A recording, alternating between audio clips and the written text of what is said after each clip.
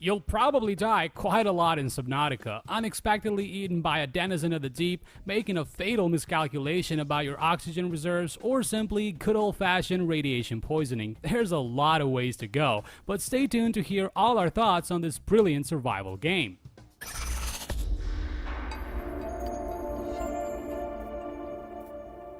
So the first thing you should know is that you're not at the top of the food chain in the world of Subnautica, nor are you armed with overpowered weapons or able to be equipped with items that remove the challenge from everything. No, you're just surviving. You can make life easier for yourself, but each piece of equipment you craft simply makes you take more risks. It's an excellent equation to make a game compelling and immersive.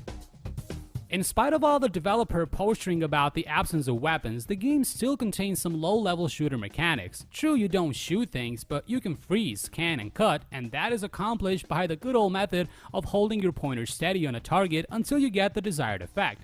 They may not be weapons, but the principle is essentially the same on a mechanic level. Maybe it's more humane to just scan a fish before eating it, as opposed to the more traditional gutting approach.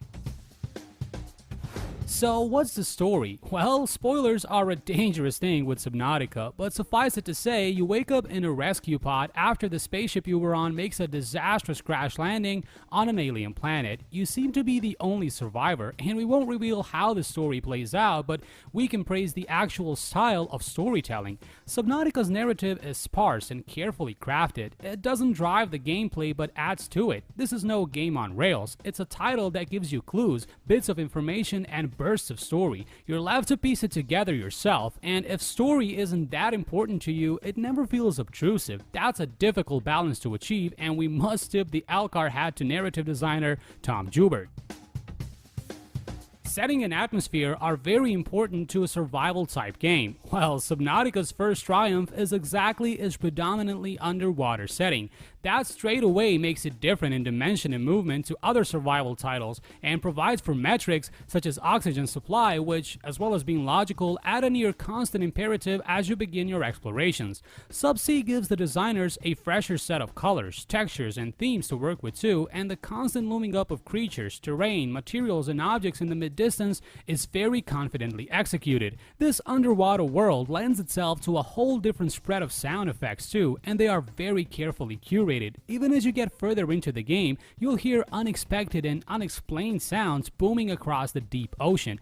Any single one of them can mean danger or be nothing to worry about, but you'll still worry because a lot of things can send your lifeless shell floating towards the surface without breaking a sweat.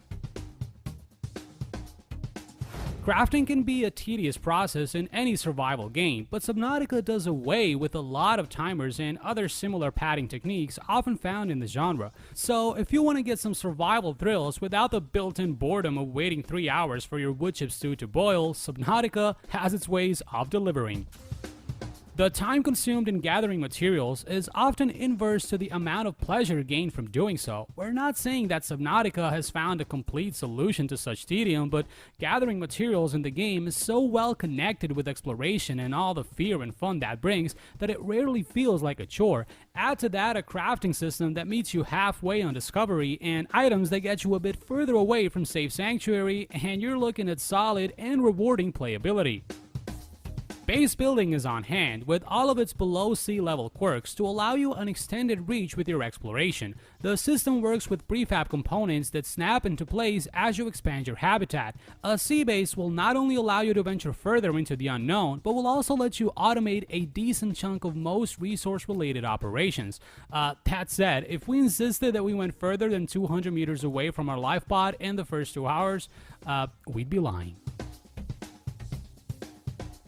So those are our thoughts on this extremely immersing game, and to be perfectly honest with you, we just cannot stop playing. But let us know your thoughts on Subnautica in the comment section below. We always love to hear from you, and please make sure to head over to AltChar.com for much more content like this. Thanks a lot for watching, and this is Subrail, and see you in the next video.